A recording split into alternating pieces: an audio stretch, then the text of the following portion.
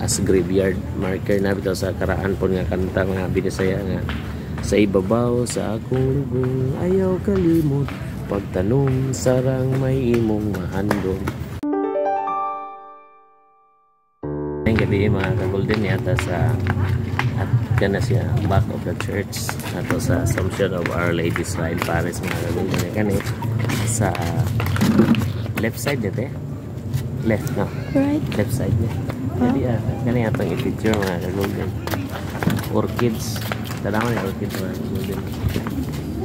karaan kayo mga ka-golden kani siyang orchids mga ka-golden sa akong naibawan ni mga ka-golden kasagaran ni siya mga ka-golden itanom ni siya og lubong marker ni graveyard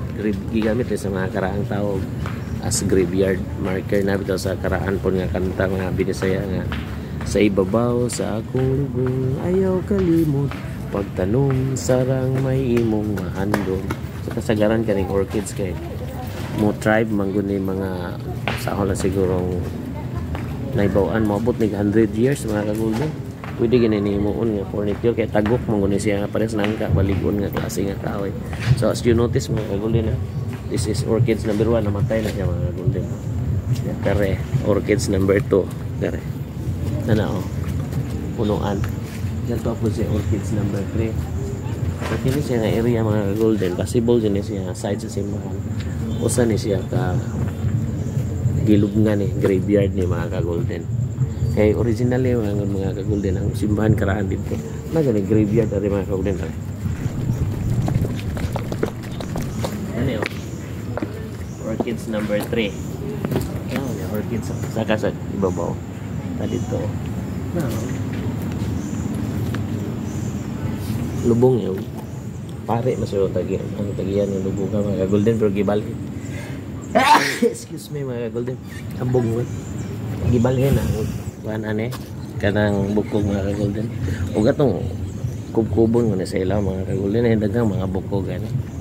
kani mga ka-golden mo ni agad tong karaan nga usa tay tawag ani te sakramento kuan bitaw kanay day kuan kanang gibabungkag ni mga usa tay tawag natin kanang butang-butangan bitaw sa Blessed Sacrament kanang Holy Presence of God ba Holy Presence ani din mag-vigil bitaw murag ani ang prayer mura siya og tabernacle ni siya nga naagi kuan sa gawas ani butang tong katong body of Christ